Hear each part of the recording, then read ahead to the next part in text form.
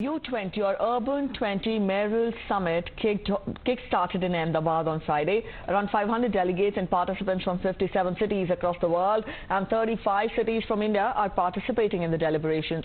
The delegates also took a trip to Swaminarayan Temple and Jama Masjid. Our correspondent Shubhendu Ghosh spoke to the guests and delegates. Let's listen in. If you look at it, children constitute maybe 33% of the urban population, and there is a growing sentiment, there is a growing awareness that a city fit for children is a city fit for all. All this infrastructure, the transport and all should be made for people, should be made for children. I think it's a great start to have a spotlight on children in Urban 20, and we hope that in the coming years this will be taken up and carried on. Key priorities. And in fact, putting into perspective for us how important is this U20 Mayoral meeting which is currently on in Ahmedabad. We'll keep you updated. Also, the U20 Mayoral Summit is being held in Ahmedabad, as we told you, and Ahmedabad is the Urban 20 or U20 chair. In an exclusive conversation there, UNICEF India representative Cynthia McCaffrey spoke to our correspondent Shubhendu Ghosh about India's U20 focus on children, youth, women, and also priorities elaborated on UNICEF reports and data on urbanization, and also India's best practices in holistic development. Let's take a listen in.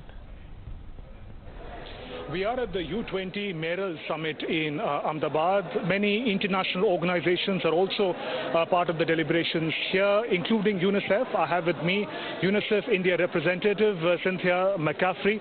Welcome to DD India, ma'am. Thank you. Now, it is interesting how U20 Urban 20 deliberations are also focusing on the priorities of women, children, and young people.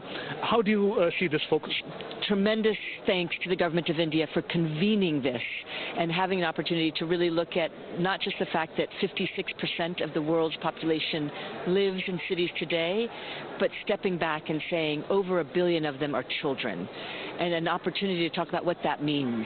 And it means having more attention to engaging children in the decisions, looking at data around children, and then investing our decisions to address those issues. Right. Talking about data, we learned about these very important reports that UNICEF also released today.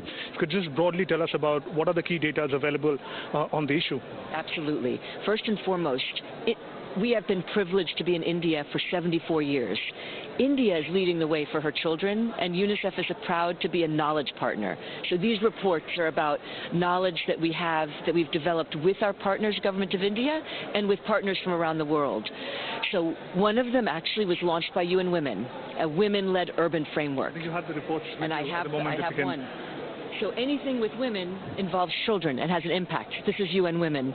We also had a report on leaving no one behind, social protection systems that are put in place to reach the most vulnerable, especially children. The third report that we launched was looking at mainstreaming data. And India has a lot of examples of national programs and schemes that enables us to look at how you reach children, whether it's Swachh Bharat, Ayushman Bharat, Poshan Tracker. So those are lessons that India is bringing to the world. And then finally a compendium around environmental sustainability that looked at the world and how all kinds of lessons from across the world around cities and environmental sustainability. Thank you very much for speaking with DD India. That was UNICEF India representative speaking about the significance of the manner in which U20 is focusing on the needs of children, women and young people. With camera person YK Loknath, Shubhendu Ghosh for DD India in Ahmedabad. Up next, we were heading for a short commercial break. You're watching News on the Hour. Stay with us. Up next, we'll get you more international updates.